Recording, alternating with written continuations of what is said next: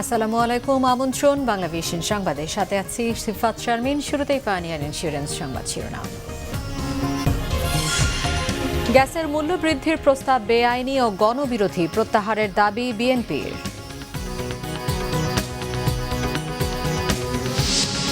জঙ্গি দমন সময়ের ব্যাপার মাত্র, মদতদাতাদের খুঁজে আইনের আওতায় আনলে দেশ থেকে জঙ্গি নির্মূল হবে বললেন মন্ত্রীরা।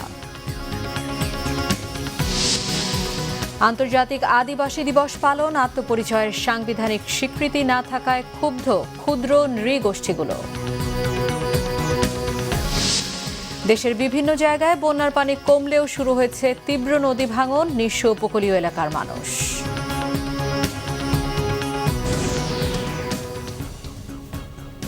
শুনছিলেন পায়োনিয়ার ইন্স্যুরেন্স শিরোনাম।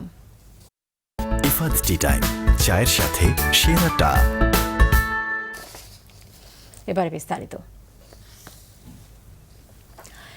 গ্যাসের মূল্য বৃদ্ধির প্রস্তাবনা প্রত্যাহারের দাবি জানিয়েছে বিএনপি।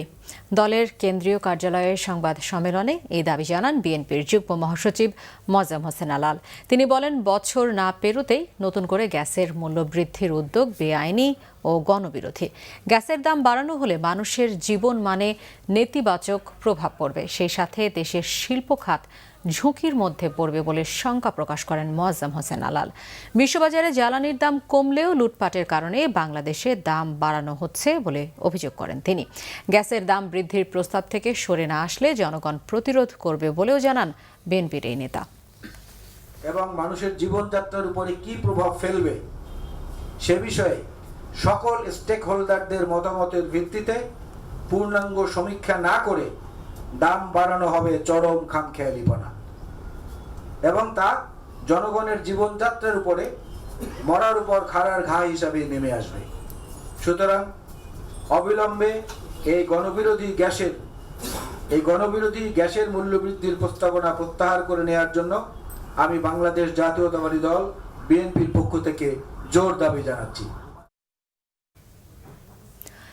জঙ্গি দমন সময়ের ব্যাপার মাত্র, মদতদাতাদের খুঁজে বের করে আইনের আওতায় আনলে দেশ থেকে জঙ্গি নির্মূল করা সম্ভব হবে বলে জানিয়েছেন খাদ্যমন্ত্রী কামরুল ইসলাম। জাতীয় প্রেস ক্লাবে সন্ত্রাস ও জঙ্গি বিরোধী আলোচনায় তিনি কথা বলেন। আজকে যে জঙ্গির যে তাণ্ডব আপনারা দেখছেন, একটু লীলা খেলা যেটা দেখছেন, এটার অবসান সময়ের ব্যাপার মাত্র। পৃথিবীতে বাংলাদেশ যেভাবে ঐক্যবদ্ধ হয়েছে, যে যতই সবক দেওয়ার চেষ্টা করুন আমাদের ওই সমস্ত পরাশক্তিরা বা মোড়লরা, বাংলাদেশের মানুষ যেভাবে জঙ্গিদের নির্মূল করার ক্ষেত্রে ঐক্যবদ্ধ হয়েছে, পৃথিবীর কোথাও কিন্তু এই ঐক্যবদ্ধ নয়। সাংস্কৃতিক কর্মকাণ্ডের মাধ্যমে জঙ্গিবাদের বিরুদ্ধে প্রতিরোধ গড়ে তোলার আহ্বান জানিয়েছেন সংস্কৃতি মন্ত্রী আসাদুজ্জামান নূর।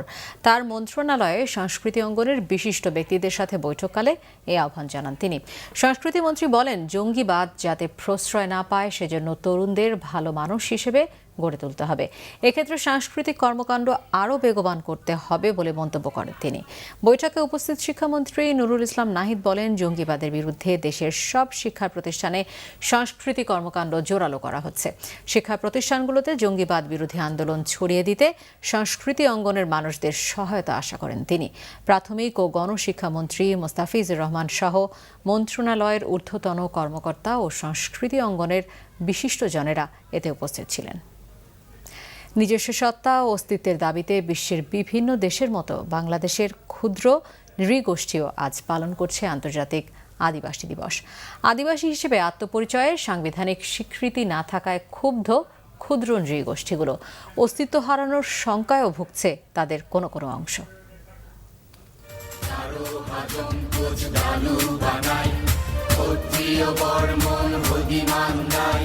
মণিপুরি খাসিয়া পাগল জয়ন্তিয়া সাঁওতাল মুন্ডা রাজবংশী মাল পাহাড়ি মাহাতো মাহাল সিং আমরা সবাই।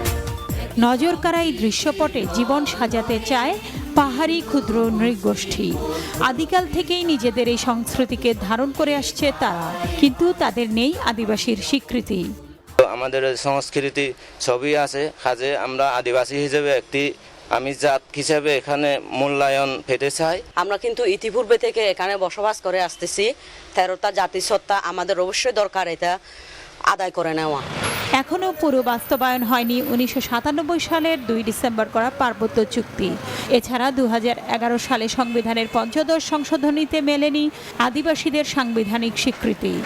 সারা বিশ্বে আদিবাসীদের আদিবাসী হিসেবে স্বীকৃতি দেওয়া হয়েছে এবং তাদের অধিকার সুনিশ্চিত করা হয়েছে। তবে এটা দুঃখজনক যে আমাদের সরকার এখনো পর্যন্ত আদিবাসী বিষয়টা গ্রহণ করতে পারে না। 2014 সালে ওয়াগ্গা ছাড়া নামে একটি মামলা পার্বত্য চট্টগ্রামের আছে।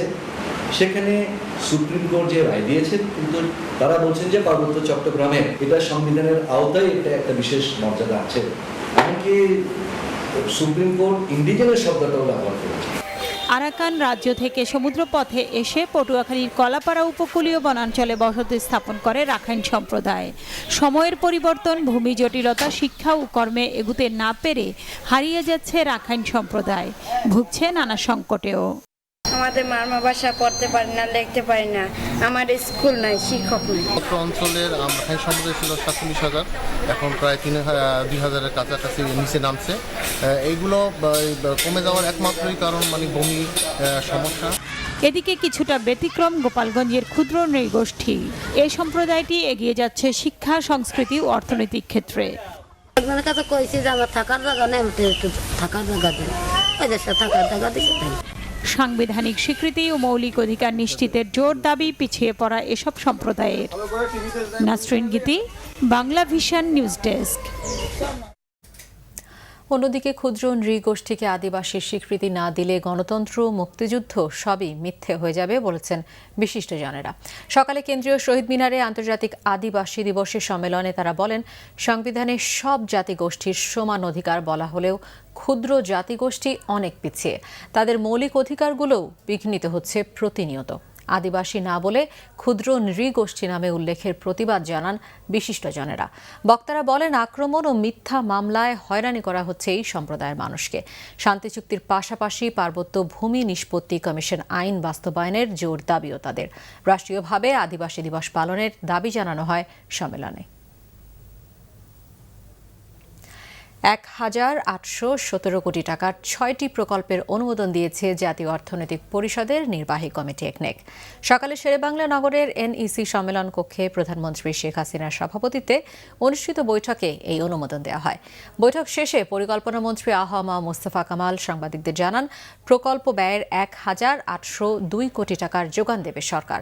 বাকি অর্থ প্রকল্পগুলোর নিজস্ব তহবিল থেকে ব্যয় করা হবে। প্রকল্পগুলোর মধ্যে রয়েছে ফরিদপুর জেলার গুরুত্বপূর্ণ পল্লী অবকাঠামো উন্নয়ন খাতে 625 কোটি টাকা, ঢাকা নারায়ণগঞ্জ ড্যামরা ডিএনডি এলাকার নিষ্কাশন ব্যবস্থার উন্নয়নে দ্বিতীয় পর্যায়ে 558 কোটি টাকা, ভোমরা স্থলবন্দর সংযোগ সহ সাতক্ষীরা শহর বাইপাস সড়ক নির্মাণে 176 কোটি টাকা, চট্টগ্রাম জেলার উপকূলীয় এলাকার পুনর্বাসনে 280 কোটি টাকা ব্যয় হবে। এক প্রশ্নের জবাবে মন্ত্রী জানান, জুন মাসে মূল্যস্ফীতি কমলেও জুলাই মাসে খাদ্যে মূল্যস্ফীতি বেড়েছে। পদ্মা সেতু থেকে বিনিয়োগ প্রত্যাহার করলেও এবার বাংলাদেশের অবকাঠামো খাতে প্রায় 1,000 কোটি টাকা বিনিয়োগ করতে চায় বিশ্বব্যাংক। BBIN প্রকল্পে এই অর্থ খরচ করা হবে বলে জানিয়েছেন বাংলাদেশে নিযুক্ত বিশ্বব্যাংকের কান্ট্রি ডিরেক্টর কিমা ফ্যান। সচিবালয়ে বাণিজ্যমন্ত্রী তোফাল আহমেদের সাথে এক বৈঠকের পর তিনি কথা বলেন। বাংলাদেশ, ভারত, ভুটান ও নেপালের মধ্যে সড়ক যোগাযোগ স্থাপনের জন্য BBIN প্রকল্পের কাজ চলছে। এজন্য বিশ্বব্যাংক প্রায় 1,000 কোটি টাকা দেবে বলে বৈঠকে জানানো হয়। তবে তার আগে নভেম্বরে বিশ্বব্যাংকের বোর্ড সভায় এই অর্থ ছাড়ের অনুমোদন লাগবে। বেশ কিছু চ্যালেঞ্জ থাকলেও বাংলাদেশের উন্নয়নের সন্তোষ জানিয়েছেন বিশ্বব্যাংকের কান্ট্রি ডিরেক্টর। বৈঠকের পর বাণিজ্যমন্ত্রী বলেন, কোনো কিছুই বাংলাদেশের অগ্রযাত্রাকে থামাতে পারবে না। 2021 সালের মধ্যে বাংলাদেশ মধ্যম আয়ের দেশে পরিণত হবে বলে আশা করছেন তিনি। বাণিজ্যমন্ত্রী বলেন, এই সময়ের মধ্যে বাংলাদেশের প্রবৃদ্ধি 8% ছাড়িয়ে যাবে।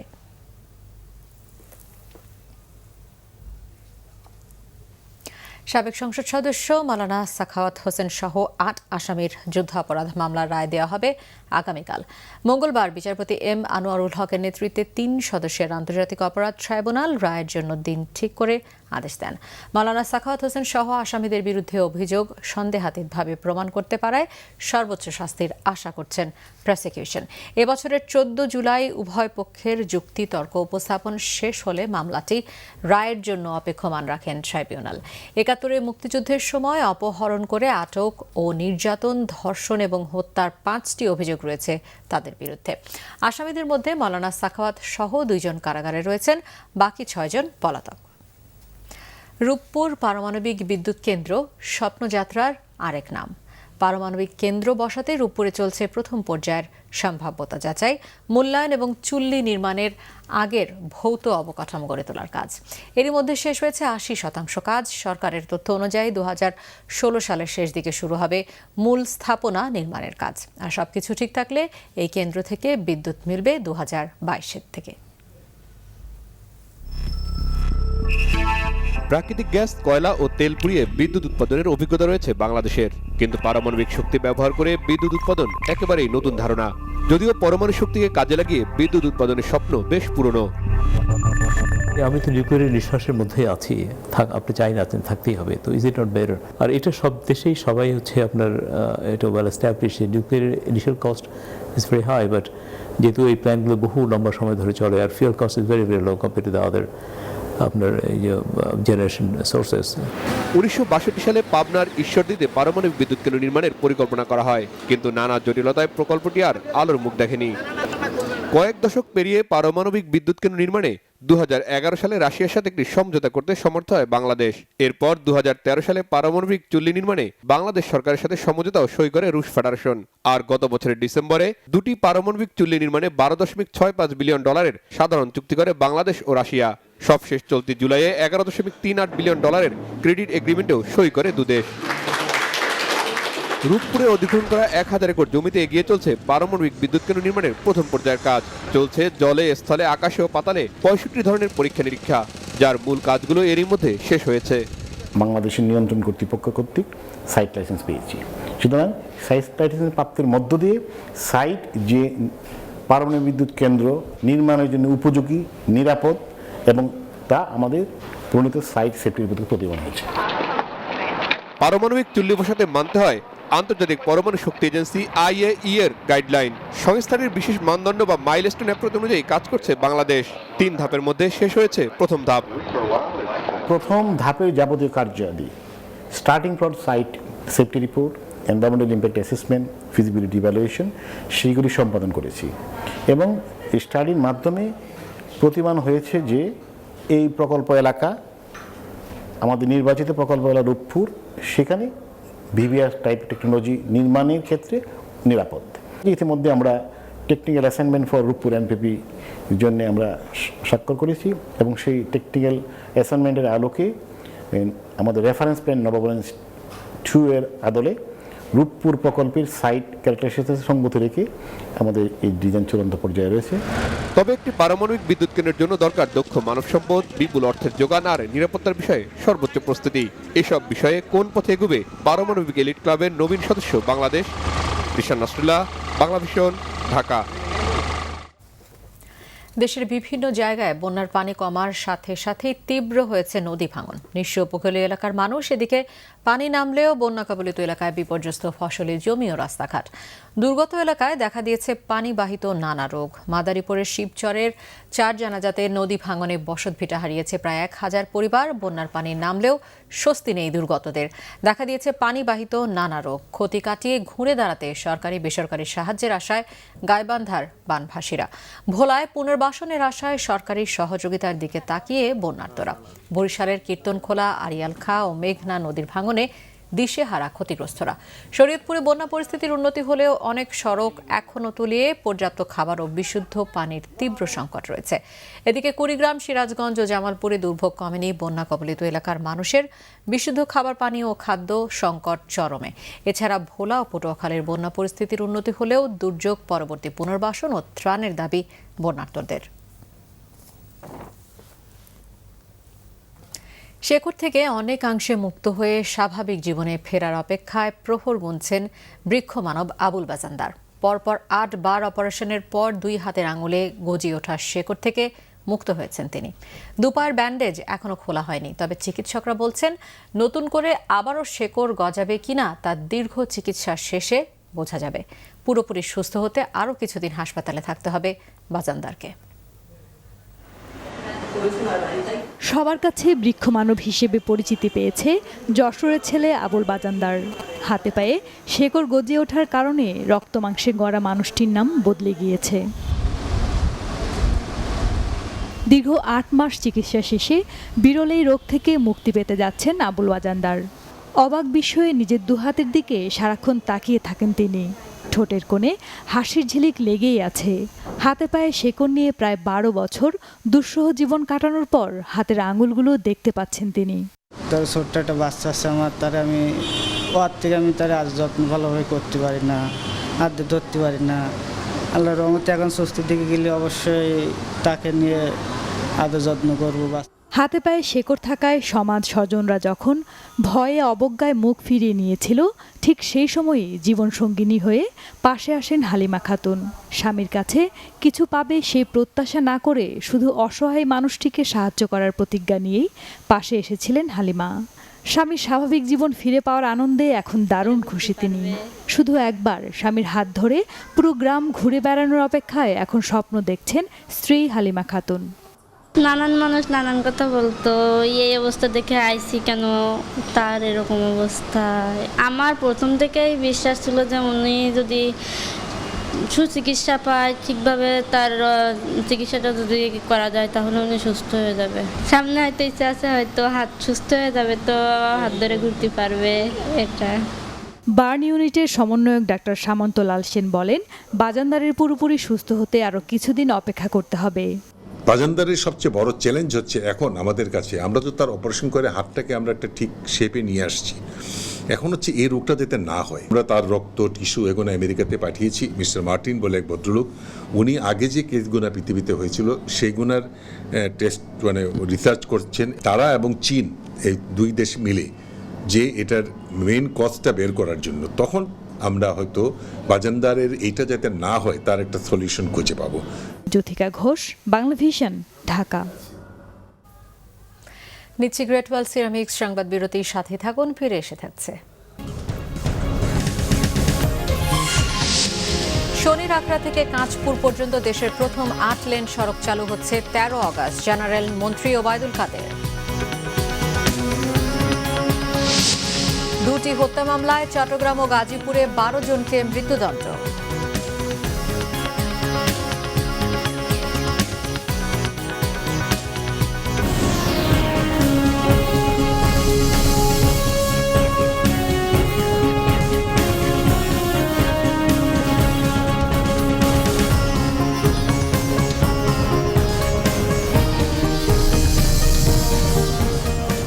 স্বাগত আরেকবার বাংলা ভিশন সংবাদে। শনির আখড়া থেকে কাঁচপুর পর্যন্ত দেশের প্রথম ৮ লেন সড়ক ১৩ আগস্ট উদ্বোধন করবেন প্রধানমন্ত্রী শেখ হাসিনা, জানিয়েছেন সড়ক পরিবহন ও সেতুমন্ত্রী ওবায়দুল কাদের। দুপুরে ঢাকা চট্টগ্রাম মহাসড়কের নারায়ণগঞ্জের সাইনবোর্ড এলাকায় সড়কটি পরিদর্শনে গিয়ে একথা জানান সেতুমন্ত্রী। তিনি বলেন, ১৩২ কোটি টাকা ব্যয়ে ৭.৫ কিলোমিটার দীর্ঘ এই সড়কটি দেশের প্রথম ৮ লেন বিশিষ্ট সড়ক। ওবায়দুল কাদের বলেন, দেশ যত বড় সড়ক নির্মাণ করা হোক না কেন, তা দখলমুক্ত না হলে জনসাধারণ এর সুফল পাবে না। মন্ত্রী জানান, পর্যায়ক্রমে আরও কয়েকটি মহাসড়ক ৮ লেনে উন্নীত করা হবে। চাঁদপুরের কচুয়ায় আওয়ামী লীগ নেতা ওয়ালিউল্লাহ হত্যা মামলায় ৬ জনের মৃত্যুদণ্ড দিয়েছে চট্টগ্রামের একটি আদালত। এদিকে গাজীপুরের কাপাসিয়ায় স্কুল ছাত্র হত্যার দায়ে ৬ জনকে মৃত্যুদণ্ড এবং ৩ জনকে যাবজ্জীবন কারাদণ্ড দিয়েছে আদালত। চট্টগ্রাম বিভাগীয় দ্রুত বিচার ট্রাইব্যুনালের বিচারক মহিতুল হক ইনাম মঙ্গলবার এ রায় দেন। ২০১৪ সালের ৩০ জুলাই রাতে বাড়ি ফেরার পথে আসামিদের ধারালো অস্ত্রের আঘাতে নিহত হন ওয়ালিউল্লাহ। এই ঘটনায় নিহতের স্ত্রী জয়নাব বেগম ১০ জনকে আসামি করে চাঁদপুর থানায় মামলা করেন। পরে মামলাটি চট্টগ্রাম বিভাগীয় দ্রুত বিচার আদালতে স্থানান্তর করা হয়। দীর্ঘ শুনানির পর আদালত ৬ আসামির মৃত্যুদণ্ড ও ৪ জনকে বেকসুর খালাস দেয়। আসামিদের মধ্যে একজন কারাগারে আটক থাকলেও বাকিরা পলাতক রয়েছে। এদিকে মঙ্গলবার গাজীপুর অতিরিক্ত জেলা ও দায়রা জজ আদালত ১-এর বিচারক ফজলে এলাহি ভুইয়া কাপাসিয়ার স্কুল ছাত্র হত্যার রায় দেন। এ সময় দণ্ডপ্রাপ্ত সবাই আদালতে উপস্থিত ছিলেন। কাপাসিয়ার ঘাগডিয়া গ্রামের সানাউল্লাহকে 2001 সালের 9 ফেব্রুয়ারি শ্বাসরোধ করে হত্যা করা হয়। এ ঘটনায় নিহতের ভাই আসাদুজ্জামান বাদী হয়ে কাপাসিয়া থানায় মামলা করেন। দীর্ঘ শুনানি ও উভয় পক্ষের যুক্তিতর্ক শেষে আদালত 6 জনের ফাঁসির আদেশ দেয়। বিদ্যুৎ উন্নয়ন বোর্ডকে ভেঙে কোম্পানি করা হলে প্রতিষ্ঠানটি ধ্বংস হয়ে যাবে বলে মনে করেন পিডিবির কর্মকর্তা কর্মচারীরা। পিডিবির রাজশাহী ও রংপুর বিতরণ অঞ্চলকে কোম্পানির হাতে ছেড়ে দেওয়ার সিদ্ধান্ত বাতিলের দাবিতে তৃতীয় দিনের মতো কর্মবিরতি পালন করছেন বিদ্যুৎ উন্নয়ন বোর্ড শ্রমিক কর্মচারী কর্মকর্তা ঐক্য পরিষদ। বুধবার দুপুরে রাজধানীর বিদ্যুৎ ভবনে প্রতিবাদ সমাবেশে শ্রমিক কর্মচারী কর্মকর্তা পরিষদ নেতারা বলেন, আগেও বিদ্যুৎ উন্নয়ন বোর্ডের বিতরণ শাখা বেসরকারীকরণের নামে কোম্পানির হাতে তুলে দেওয়া হয়েছে, কিন্তু কোম্পানিগুলো প্রতি বছর লোকসানে রয়েছে। তাই বিদ্যুৎ উন্নয়ন বোর্ডকে কোম্পানি করা সঠিক হবে না। নেতারা অভিযোগ করেন, একটি স্বার্থান্বেষী মহল প্রধানমন্ত্রীকে ভুল বুঝিয়ে এ কাজ করছে। অবিলম্বে নতুন অঞ্চলকে কোম্পানির হাতে তুলে দেওয়ার সিদ্ধান্ত বাতিল করে বিদ্যুৎ উন্নয়ন বোর্ডকে গতিশীল করার দাবি জানান আন্দোলনকারীরা। একই সঙ্গে আলোচনার মাধ্যমে কোম্পানি করার বিষয়টি সুরাহা করার দাবিও জানান বিদ্যুৎ উন্নয়ন বোর্ডের কর্মকর্তা কর্মচারীরা। আবারও নিচ্ছি গ্রেট ওয়াল সিরামিক্স সংবাদ বিরতির সাথে থাকুন, ফিরে এসে থাকছে। যুক্তরাষ্ট্রকে নেতৃত্ব দেওয়ার যোগ্য নন ডোনাল্ড ট্রাম্প, বললেন রিপাবলিকান পার্টির 50 জন নিরাপত্তা বিশ্লেষক। নিরাপত্তা বিষয়ে উদ্বিগ্ন জাতীয় ক্রিকেট কোচ হাথুরু সিংহে বললেন, ইংল্যান্ডের আশা নির্ভর করছে তাদের নিরাপত্তা রিপোর্টের উপর।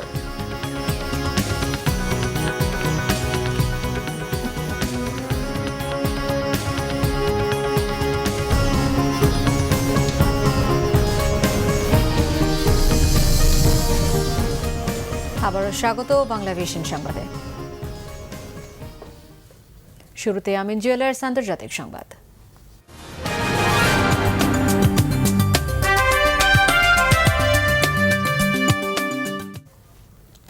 যুক্তরাষ্ট্রের প্রেসিডেন্ট নির্বাচনের প্রার্থী ডোনাল্ড ট্রাম্পের বিপক্ষে এবার প্রকাশ্যে অবস্থান নিয়েছেন নিজ দল রিপাবলিকান পার্টির 50 জন নিরাপত্তা বিশ্লেষক। তাদের অভিযোগ, যুক্তরাষ্ট্রকে নেতৃত্ব দেওয়ার যোগ্য নন ট্রাম্প। জাতীয় পর্যায়ের এই বিশ্লেষকরা খোলা চিঠিতে এই অভিযোগ করেন, সতর্ক করেন দলের মনোনীত প্রার্থী ট্রাম্পকে। তারা জানান, নির্বাচনে জয়ী হলে যুক্তরাষ্ট্রের ইতিহাসে সবচেয়ে বেপরোয়া প্রেসিডেন্ট হবেন ট্রাম্প। রাষ্ট্রীয় গোয়েন্দা সংস্থা সিআইএর একজন সাবেক পরিচালকও বিশ্লেষকদের এই দলে রয়েছেন। চিঠিতে বলা হয়, ট্রাম্প যুক্তরাষ্ট্রের নেতৃত্বের নৈতিকতা দুর্বল করে দিয়েছেন। মার্কিন সংবিধান, আইন, ধর্মীয় সহিষ্ণুতা, গণমাধ্যমের স্বাধীনতা, স্বাধীন বিচার ব্যবস্থা সহ বিভিন্ন বিষয়ে ট্রাম্পের মৌলিক জ্ঞানের অভাব আছে বলেও দাবি করেন তারা। এদিকে ট্রাম্পের দিকে ইঙ্গিত করে তার প্রতিদ্বন্দ্বী ডেমোক্রেটিক পার্টির হিলারি ক্লিন্টন বলেন, আসন্ন নির্বাচন কেবল দুই প্রার্থীর নয়, এটি যুক্তরাষ্ট্রের ভবিষ্যৎ নির্মাণে দুটি ভিন্ন রূপকল্প বাছাইয়ের প্রশ্ন। ফ্লোরিডায় জনসভায় তিনি আরও বলেন, নির্বাচিত হলে বিভক্তি নয়, রিপাবলিকান সহ বিরোধী রাজনৈতিক দলগুলোকে নিয়ে চাকরির বাজার সম্প্রসারণ সহ সব সমস্যা মোকাবেলা ও সমাধান করা হবে। এবারে দেশের বাইরের আরও কিছু খবর নিয়ে রয়েছে ডেস্ক রিপোর্ট। পাকিস্তানের কোয়েটায় তালেবান জঙ্গি হামলায় অন্তত 70 জন নিহতের ঘটনায় 3 দিনের কর্মবিরতি ও সপ্তাহব্যাপী শোক পালন শুরু করেছে পাকিস্তান বার কাউন্সিল ও সুপ্রিম কোর্ট বার অ্যাসোসিয়েশন। গুরুতর আহত 27 জনকে উন্নত চিকিৎসার জন্য পাঠানো হয়েছে করাচিতে। এদিকে হামলার ঘটনায় নিন্দা জানিয়েছে মার্কিন পররাষ্ট্র মন্ত্রণালয় ও জাতিসংঘ। বিশ্ব রেকর্ড গড়া 16 বছরের অনশন ভাঙলেন ভারতের ইরম শর্মিলা চানু। মণিপুরে 10 জনকে হত্যার পর সেখানে বিতর্কিত সেনা আইন আফস্পা প্রত্যাহারের দাবিতে 2000 সালের 5 নভেম্বর থেকে এই অনশনের শুরু। পরে জীবন বাঁচাতে তাকে হাসপাতালে নিয়ে নাকে পাইপ দিয়ে খাবার প্রবেশের ব্যবস্থা করা হয়। সম্প্রতি সুপ্রিম কোর্টের রায়ে দায়মুক্তিযুক্ত ওই সেনা আইন নিয়ন্ত্রণের নির্দেশ দিলে অনশন ভঙ্গের সিদ্ধান্ত নেন তিনি। আগামী বছরের নভেম্বরে জাতীয় নির্বাচনের ঘোষণা দিয়েছেন থাইল্যান্ডের প্রধানমন্ত্রী ও সাবেক সেনাপ্রধান প্রায়ুথ চ্যান ওচা। সামরিক সরকার প্রণীত নয়া সংবিধান গণভোটে পাশ হবার দুদিনের মাথায় এ ঘোষণা আসলো। কূটনৈতিক টানাপোড়েন স্বাভাবিক করতে রাশিয়া সফরে গেলেন তুরস্কের প্রেসিডেন্ট রেসেপ তাইপ এরদোগান। বৈঠক করেছেন রুশ প্রেসিডেন্ট ভ্লাদিমির পুতিনের সাথে।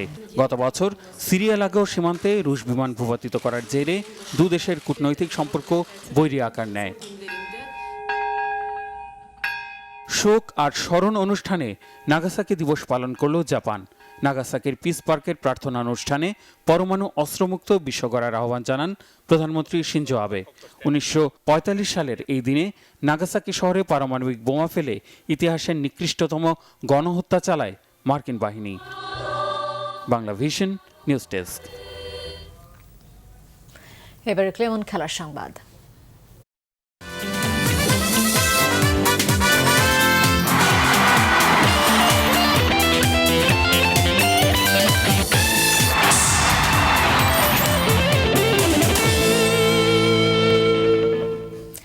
গুলশানে জঙ্গি হামলার পর নিরাপত্তা বিষয়ে কিছুটা উদ্বিগ্ন জাতীয় ক্রিকেট দলের হেড কোচ চন্ডিকা হাথুরুসিংহে। এ ধরনের পরিস্থিতিতে খেলায় মনোযোগ ধরে রাখা কঠিন মনে করছেন তিনি। তারপরও ইংল্যান্ড সফরের জন্য নিজেদের সর্বোচ্চ প্রস্তুতিটা সেরে রাখতে চান তিনি। কোচ জানিয়েছেন, এ মাসের শেষে অথবা সেপ্টেম্বরের প্রথম সপ্তাহে আইসিসির নিরপেক্ষ বোলিং রিভিউ কমিটির কাছে অ্যাকশনের পরীক্ষা দেবেন পেসার তাসকিন আহমেদ ও স্পিনার আরাফাত সানি। কোচের দায়িত্ব নেয়ার পর থেকেই আন্তর্জাতিক ক্রিকেটে টাইগারদের উত্তরণ। ক্রিকেট বোর্ডের গুডবুকেই আছেন হেড কোচ চন্ডিকা হাথুরুসিংহে। সেই সুবাদে একটু বেশি সুযোগ সুবিধা ভোগ করেন লঙ্কান এই কোচ। জাতীয় দলের খেলা না থাকলে বেশিরভাগ সময়ই থাকেন ছুটিতে। গুলশানের জঙ্গি হামলার পর এর সঙ্গে যোগ হয়েছে নিরাপত্তা ইস্যু। তাই 2 মাস ছুটিতে থাকার পরও খুব বেশি প্রশ্ন ওঠেনি হাথুরুসিংহেকে নিয়ে। বিদেশি কোচদের নিরাপত্তায় বিসিবি সার্বক্ষণিক গানম্যানের ব্যবস্থা করলেও নিরাপত্তা নিয়ে পুরোপুরি সন্তুষ্ট নন কোচ। ইংল্যান্ডের আসা না আসার বিষয়টি ছেড়ে দিয়েছেন ইংলিশ নিরাপত্তা পর্যবেক্ষক দলের উপর। তবে সেরে রাখতে চান নিজেদের প্রস্তুতি। নিরাপত্তা অনুকূলে সেটা বলা যাবে না, এ নিয়ে আমাদের করারও কিছু নেই। তবে আমরা এখন ক্রিকেটে মনোযোগ রাখতে পারি। ইংল্যান্ডের বিষয়ে এটা বলতে পারি, ওদের সিকিউরিটি টিম তো আসবে, এরপরই পরিস্থিতি পর্যবেক্ষণ করবে তারা। আর আমাদের কাজ হচ্ছে প্রস্তুতি ভালোভাবে নেওয়া। ইংল্যান্ড সিরিজে তাসকিন ও আরাফাত সানিকে দলে চাচ্ছেন কোচ। সেজন্য বোলিং অ্যাকশন সংশোধন করে দ্রুতই পরীক্ষা দিতে প্রস্তুত এই দুই বোলার। দুশ্চিন্তার কিছু নেই, ওরা পরীক্ষা দিয়ে জাতীয় দলে ফিরে আসবে বলেই আমি বিশ্বাস করি। আর আমাদের সেভাবে উদ্বিগ্ন হওয়ার কিছু নেই, কারণ আমাদের কাছে আরও ক্রিকেটার রয়েছে। ঘরের মাঠে খেলা বলে ইংল্যান্ডের বিপক্ষে টেস্ট ও ওয়ানডেতে সাফল্যের ব্যাপারে আশাবাদী তিনি। দীর্ঘদিন খেলার বাইরে থাকার আড়ষ্টতা কাটাতে কিছু প্র্যাকটিস ম্যাচ খেলার আগ্রহ আছে কোচের। বিসিএল এর ম্যাচগুলোও সিরিজের আগে প্রস্তুতিতে কাজে দেবে বলে মনে করছেন Hathurusingha. Monir Hossain Khan, Bangla Vision, Dhaka. Rio Olympic Games. অবশেষে রিও অলিম্পিকের তৃতীয় দিনে স্বর্ণের দেখা পেয়েছে ব্রাজিল। স্বাগতিকদের সাফল্য পাওয়া জুডোতে জাপান কাটিয়েছে স্বর্ণখরা। আসরে ক্রোয়েশিয়ারও মিলেছে প্রথম স্বর্ণ। কাল গেমসের তৃতীয় দিনে ব্রাজিলের প্রতীক্ষিত স্বর্ণটি আসে জুডোতে। মেয়েদের 57 কেজি ওজন শ্রেণীর ফাইনালে র্যাঙ্কিং সেরা মঙ্গোলিয়ার সুমাইয়া সুরেনকে হারান রাফায়েল সিলভা। এই ইভেন্টে জুডোর জনক জাপান 8 বছরের স্বর্ণখরা কাটায় ছেলেদের 70 কেজি ওজন শ্রেণীতে। আজারবাইজানের রুস্তাম উরুওয়েভাকে হারিয়ে সেরা হন শোহেই ওনো। ছেলেদের ট্রাম্প শুটিংয়ে ইতালির জিওভান্নি পেরিওলাকে হারিয়ে আসরে ক্রোয়েশিয়ার প্রথম স্বর্ণ জেতেন ইউসিপ গ্লাসনোভিচ। শুটিংয়ের 10 মিটার এয়ার রাইফেলে সেরা হন 2012 লন্ডন অলিম্পিকের রৌপ্যজয়ী ইতালির নিকোলি কাম্প্রিয়ানি। সাঁতারের 200 মিটার ফ্রি স্টাইলে চীনের সুন ইয়াং ও ডাইভিংয়ে ছেলেদের 10 মিটার সিনক্রোনাইজড এ একই দেশের চেন আইশেন লিন হিউই জুটি জেতেন স্বর্ণ। এই দুই সাফল্যে চীন পদক তালিকায় ছুঁয়ে ফেলে যুক্তরাষ্ট্রের 5 স্বর্ণ। তবে আমেরিকানরা 19টি পদক নিয়ে আছে শীর্ষে। 4 স্বর্ণ জেতা অস্ট্রেলিয়ার দখলে তৃতীয় স্থান। সংবাদ শেষ করব পাইনিয়ার ইন্স্যুরেন্স সংবাদ শিরোনামগুলো আরও একবার জানিয়ে। গ্যাসের মূল্য বৃদ্ধির প্রস্তাব বেআইনি ও গণবিরোধী, প্রত্যাহারের দাবি বিএনপির।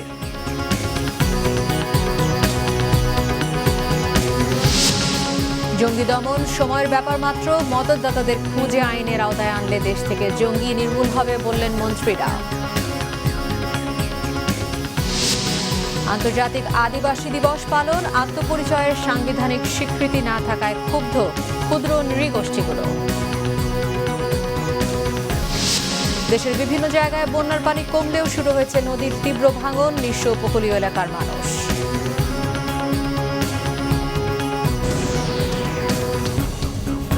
এই ছিল এখনকার মতো। পরের সংবাদ রাত 10:30টায়, এর আগে রাত 9টায় রয়েছে নিউজ টপ 10 দেখার আমন্ত্রণ রইল। এছাড়া দেশ বিদেশের সংবাদ সবার আগে জানতে গ্রামীণ ফোন বাংলা লিংক ও এয়ারটেল থেকে ডায়াল করুন 1616 নম্বরে। এতক্ষণ সাথে থাকায় ধন্যবাদ সবাই।